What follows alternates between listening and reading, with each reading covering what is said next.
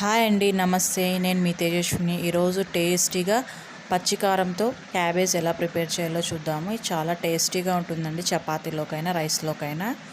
అది ఎలా ప్రిపేర్ చేయాలో ప్రిపేర్ చేద్దాం పదండి.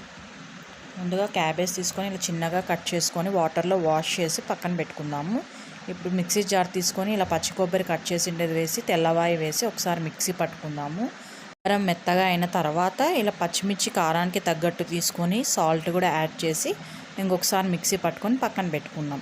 ఇప్పుడు స్టవ్ ఆన్ చేసి ప్యాన్ పెట్టి ఒక గెరిట ఆయిల్ వేద్దాం. ఆయిల్ బాగా వేడెక్కాక ఒక స్పూన్ ఆవాలు, శనగపప్పు ఒక 2 టేబుల్ స్పూన్లు వేద్దాము.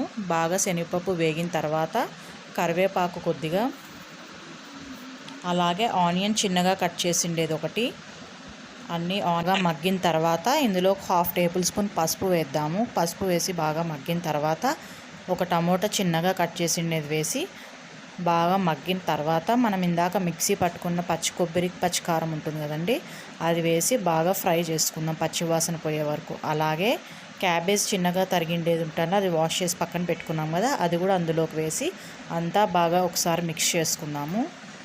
సాల్ట్ సరిపడా వేసుకొని అలాగే ధనియాల పొడి ఒక స్పూన్ వేసుకొని బాగా మిక్స్ చేసుకొని ఒక 10 నిమిషాల పాటు బాగా క్యాబేజ్ని మగ్గనిద్దాము. అలా మగ్గిన తర్వాత ఒక గ్లాస్ వాటర్ వేసుకొని బాగా మిక్స్ చేసి ఒక 2 విజిల్స్ పెట్టుకుందాము. విజిల్స్ వచ్చిన తర్వాత చూస్తే మన టేస్టీ అండ్ సింపుల్ పచ్చికారం క్యాబేజ్ అయితే ఫ్రై ప్రిపేర్ అయిపోతుంది.